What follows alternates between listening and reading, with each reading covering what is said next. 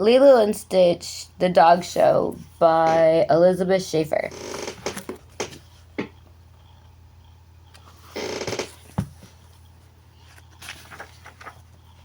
In the middle of the Pacific Ocean, on the little island of Kauai, lived a little girl named Lilo and her pet named Stitch. Lilo was no ordinary girl. She loved doing everything her own way. And Stitch was no ordinary pet. He was an alien from outer space.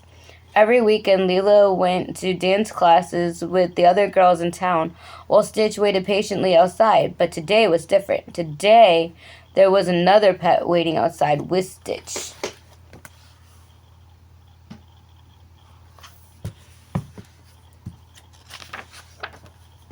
When dance class was over, Lilo's classmate Myrtle introduced Lilo to her and Stitch to her new dog. "This is Cashmere, and she's a purebred poodle." Myrtle scowled down at Stitch, who was eating a scoop of ice cream off the sidewalk. "Breeding is so important when it comes to pets," she said. Lilo was embarrassed. She tried to ignore the mean things that Myrtle was saying to her and Stitch, but it wasn't easy. "Stitch might not be like other dogs, but he's really smart," said Lilo. Just then, Stitch started rolling around in the melted ice cream. "If Stitch is so smart," said Myrtle, "prove it." And she handed Lilo a flyer. "There's a dog show next weekend. Cashmere and I will be planning to win, and we will definitely beat you and Stitch." Myrtle waved as she and Cashmere started off. Lilo and Stitch growled. And Lilo crumbled the flyer into a tight ball and nuzzled it, and Stitch nuzzled against Lilo. He glanced around to see if anyone could hear him. "Bully," he said. But Lilo was already soothing out the dog flyer. "I'm so tired of Myrtle being mean to us. Let us show her and Cashmere what we can do, Stitch." And Stitch looked up at Lilo and then nodded for Lilo.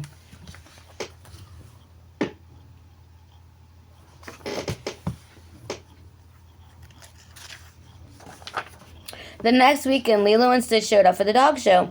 They were ready, at least they hoped they were, but the judges led everyone into a ring, and Lilo got nervous, and she was glad her sister Nani had come along to cheer them on. "Welcome, everyone," a friendly man said into the microphone. "Let's start the show with a classic." The man gestured for a few hoops. "Whichever dog can clear the hoops the fastest will win the round." First was Lilo and her dog Stitch. Lilo sized up the rings. It would be a tight fit, but she's sure that Stitch could zoom through them.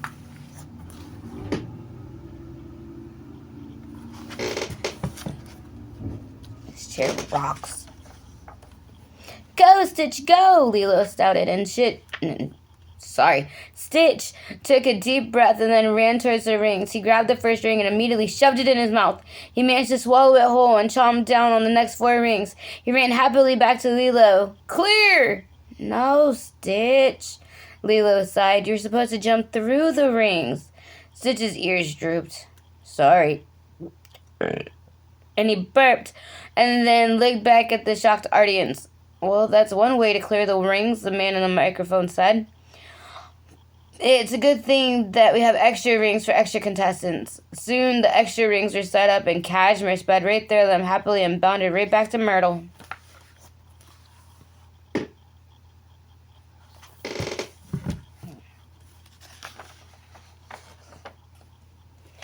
"It's okay, Stitch," Lilo said. "We have 2 events left and we can still win." But Stitch eagerly nodded. "On to the next challenge," the man in the microphone shouted, as the judges placed 3 tubes of zigzags shapes on the ground. In order to complete this event, each dog must run through the 3 tubes and get to the other side of the course. Lilo and Stitch were up first again. "I know you can do this, Stitch," said Lilo. "Just try not to eat everything, or anything for that matter." And Lilo took a step back and held her breath and crossed her fingers and hoped that Stitch would do well in the challenge. Stitch licked Lilo playfully and got in position. "Ready, set, go!" yelled the man with the microphone. Like a bullet, Stitch shot out from the starting line and ran towards the first tunnel. But instead of running inside the tubes like a powerful alien, he smashed through the sides. and running straight in a straight line on the course instead.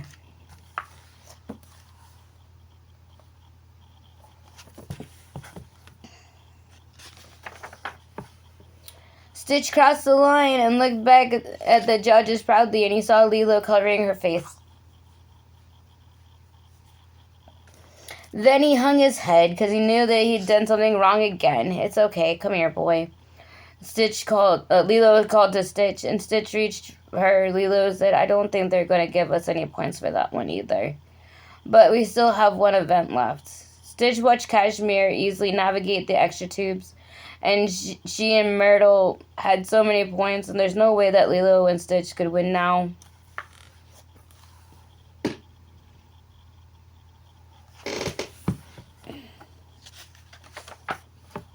The last challenge was across a balance beam.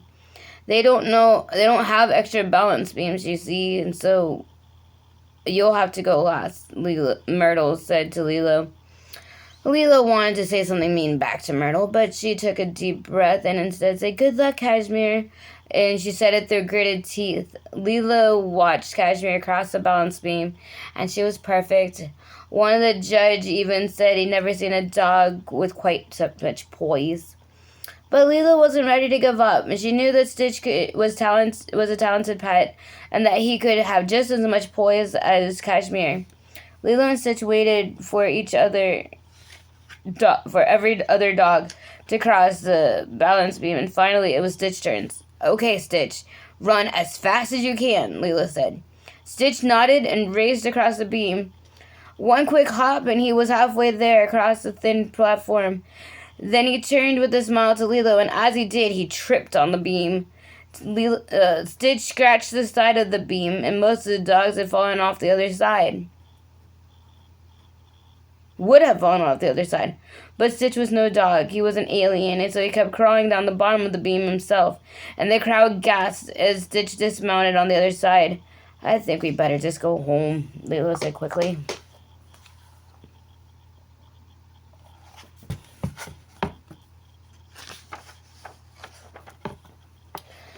Lilo ran to Nani and asked her to take him home. Don't you want to stay for the results? Nani asked. Lilo shook her head.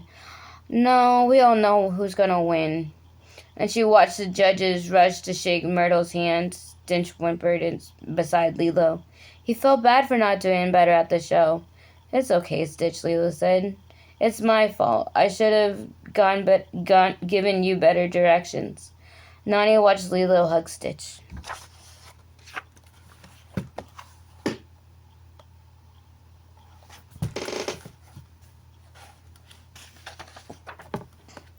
That night, Nani pulled out 2 large flat rocks and wrapped them in shiny tin foil. I made these for you. They're supposed to be metal, she said, blushing. On the backs, Nani had written their names as most creative. You did finish all the challenges, just you did them in your own way. Thank you, Nani, Lilo said, giving her sister a hug. Yes, thanks to Nani, Stitch said, joining the hug. He might have not won the dog show, but he had something even better, a family that loved him no matter what.